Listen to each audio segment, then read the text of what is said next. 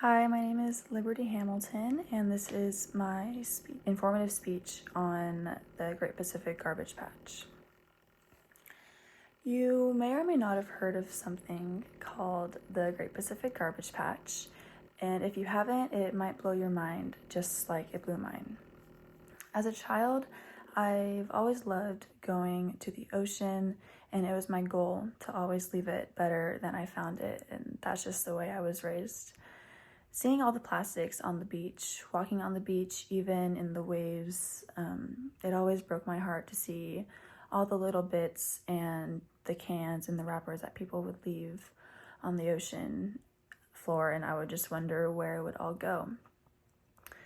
And the Great Pacific Garbage Patch is essentially a giant floating island of debris in the Pacific Ocean between Hawaii and California. It consists mostly of plastics and microplastics, which cause a great danger and just a huge threat to marine life in our oceans. This patch is something that I feel like is living proof for us to see what the human impact is on our oceans, and is a way that we can see that we need to make a change on that. On to my first point of this speech is what is the Great Pacific Garbage Patch? And so I'm going to start with how it was formed. Ocean currents have played a significant role in the formation of the Great Pacific Garbage Patch.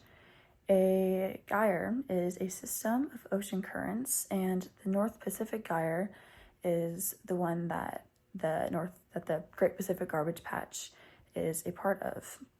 So these currents go through our oceans and just pick up trash and essentially just slide it all into one giant little kind of area where the currents kind of just circle the trash back over each other to where it stays in the same spot.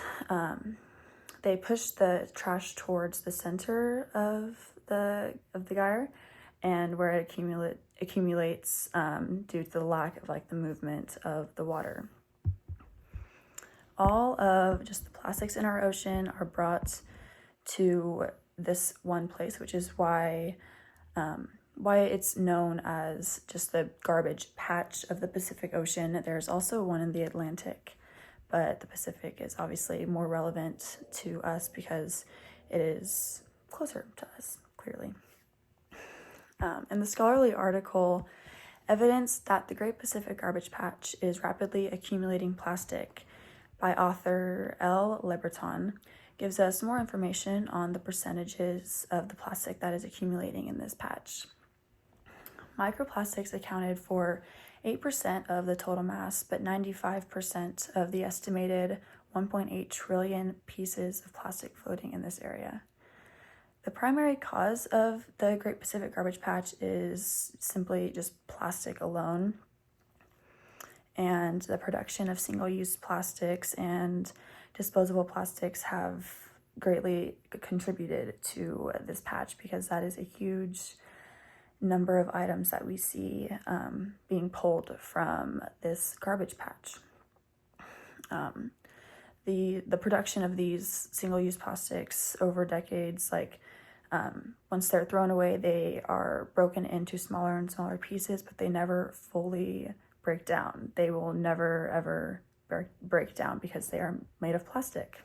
They break into microplastics that are harmful to marine life, even more so than some bigger plastics, because they are consumable and you don't even realize that you're consuming them. These can often lead to just sickness or even death for animals and humans as well. So the ocean is not only inhabited by this trash, but obviously the animals that are in the ocean are affected by this patch as well. So animals often they get caught in the debris that is in the garbage patch, and they get caught up in it and they die.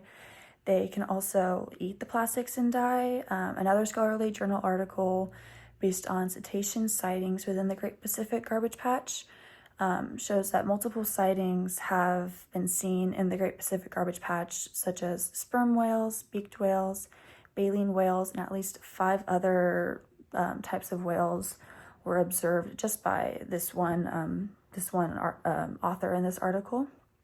And it's just so dangerous for these whales to be in this area because of these microplastics. The whales' size, they're so big compared to these pieces of trash that it's so easy for them to be consumed.